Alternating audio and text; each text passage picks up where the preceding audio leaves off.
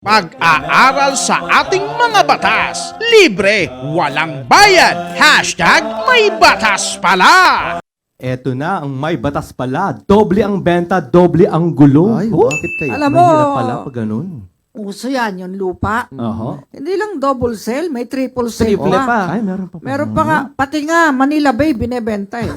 Tsaka Quezon Memorial Circle, tsaka Luneta, may nagbebenta. Ay, lahat na. Kaya wag po tayo basta paloloko. Ano ba?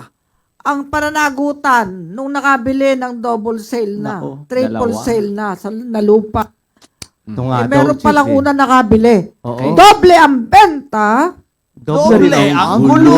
gulo. Ayan, Henry. May nakabili ng lupa na naibenta na rin sa iba at sa napagbentahan ay hindi ito alintana. Parehong lupa at parehong titulo, ang resulta ay dalawang tao ang nagkagulo. Gagawan, ano? Ngayon nag-aagawan at ang lupang nabili ay ayaw ng pakawalan. Sa dalawang nakabiling nagdalaban, sino sa kanila ang may karapatan? Ayan, nagkaroon ng double sale kung Eto saan ang isang bagay o personal na property at immovable property gaya ng lupa'y naibenta sa dalawa o mas higit pang tao. Yan ang kahulugan ng double sale. Apo. Ayan, sa kasong Cheng Cheng versus versus- Sinato, JC. Yes po, na may GR number 129760, December 29, 1998, ang mga sumusunod ang mga katangian ng double sale. Okay. Una, kinakailangan na may valid sales o may bisa ang bentahan sa magkaparehong bagay o lupa. Pangalawa, ang dalawa o mas higit pang nagbebentahan ay may magkasalungat na interes na sa nasabing bagay o lupa. At pangatlo, binili ng mga napagbentahan ang nasabing bagay o lupa sa isang seller o single vendor. Nako, Same, ayan same, na. Henry, sino ba may karapatan? Ang probisyon ng batas na magbibigay linaw sa problema ukol sa double sale ay ang Article 1544 ng ating New Civil Code. Ano ibig sabihin ng first possessor in good faith, JC? Ito na. Ito po, hinggil po ito sa personal property chief. Kung ang parehong bagay ay naibenta sa iba't ibang mga vendis o taong nakabili, ang pagmamay-ari ay dapat ilipat sa taong maaaring unang kumuha nito ng may mabuting loob o buyer in good faith kung ito ay isang movable o personal property. Anong example niyan? Sige nga, Okay. example. Kung naibenta ng iisang seller ang isang sasakyan sa magkaibang buyers, ang unang makakakuha o magkakaposesyon sa nasabing sasakyan ang siyang bibigyan ng karapatan sa pagmamay-ari nito. Unahan, Yun una. Una talaga. Kaya nga, alamin nyo, baka may nauna sa inyo. Yun nga. Para ding ano yan eh, pagsasama. Ayan na. Baka may una siyang pag-ibig, iiwan ka rin, balikan yung unang pag-ibig. Di ba? Ay. Ganun talaga yan. Eh, sino nga ba may karapatan? Okay. Sa double sale. Ito, meron pa nga first registrant in good Okay. faith na tinatawag. Yun. Kung ito naman ay isang immovable property, Yan. kagaya ng lupa, Lupa. na naibenta sa magkakaibang buyers. Okay. Ang pagmamayari nito ay makukuha ng taong nakabili ng may mabuting loob o buyer in good faith na naunang nagparehistro o nagtala sa Registry of Deeds. Anong ibig sabihin yan? Ibig pong sabihin nito, papanigan po ng batas ang isang nakabili ng lupa na unang nakaparehistro ng Yun. nasabing bentahan o nakapatitulo ng lupa sa Register of Ano pa ang Deeds. sinasabi ng batas tungkol sa unang nakaposisyon ng may mabuting kalooban? Ayan, o yung first possessor in good Oh. faith. Kung walang inscription o registration sa Registry of Deeds,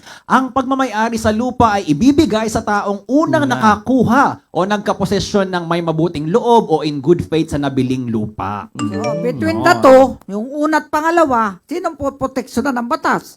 Yung Yung unang una, nakaposesyon. nakaposisyon sa lupa. Yun. Ayan. Punta tayo sa susunod. Next. Ayan.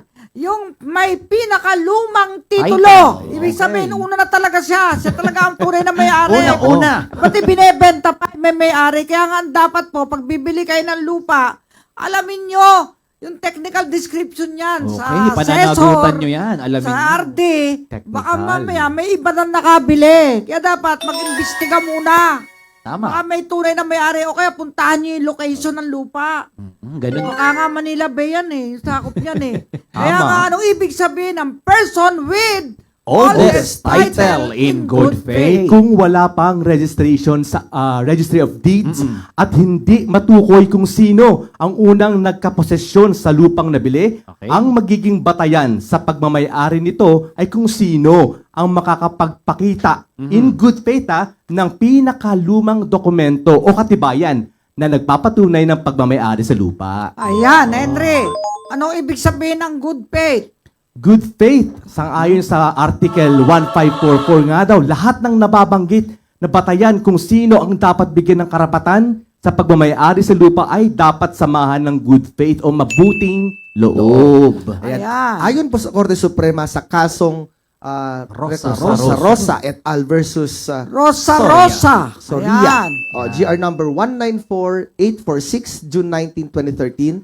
Matawag na in good faith ang isang nakabili ng lupa kung wala siyang alam sa depekto o kakulangan ng titulo ng kanyang vendor. Ang tawag dyan, innocent purchaser for value. Ayan. Kapag ang isang piraso ng lupa ay nasa aktual na pag-aari ng mga tao, maliban sa nagbebenta, Yan. ang bumibili ay dapat pong maging maingat Tama. at dapat mag-imbestiga sa mga karapatan ng mga nagmamayari. Sinabi pa ng Korte Suprema na kung hindi gumagawa ng ganoong pagtatanong, Oo. O pagsisiyasat, imbestiga.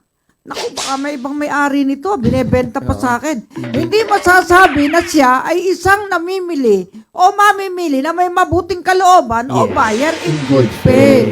Kaya kailangan, imbestiga muna. magtanong. Para din sa Magtanong, nanliligaw yan, magtanong. imbestiga mo, baka may asawa yan Baka may sabi. Oh, sasabi, wala asawa, hiwala, yung pala may asawa. May sabit pa. Yung Nasa pala, ibang bulaklak ano lang lang. ng bibig. Hiwalay na ako iniwan ko na siya. Hiwalay lang Pero pala ng hindi pala kwarto. nagsasama.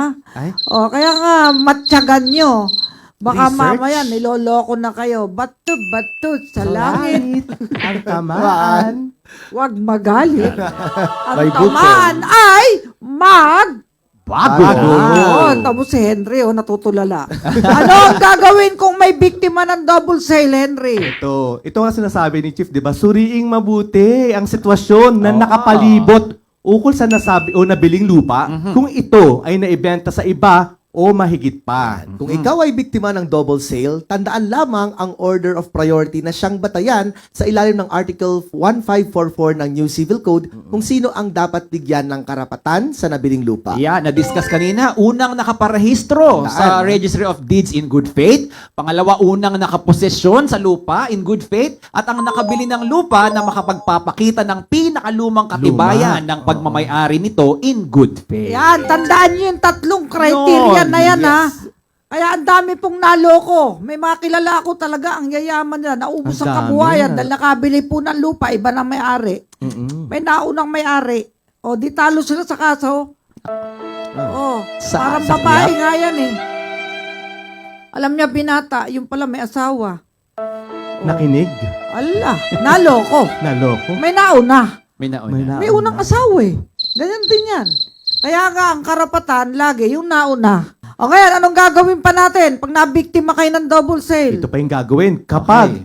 ang isang buyer in bad faith, ang isang nakabili, maaari kang magsampa ng sibil na kaso sa korte Ayan. upang makuha ang lupa o katigan nito ang iyong pagmamayari sa lote. Kung ayon sa investigasyon ay lumalabas na isang buyer in good faith ang isang nakabili, maaring hindi ka paboran ng korte kung nais mong makuha ang nabiling Pwede lote. pa reimburse yung pera na binayad mo doon sa estapador na yun. loko-loko Binenta, yun. meron na pala may-ari.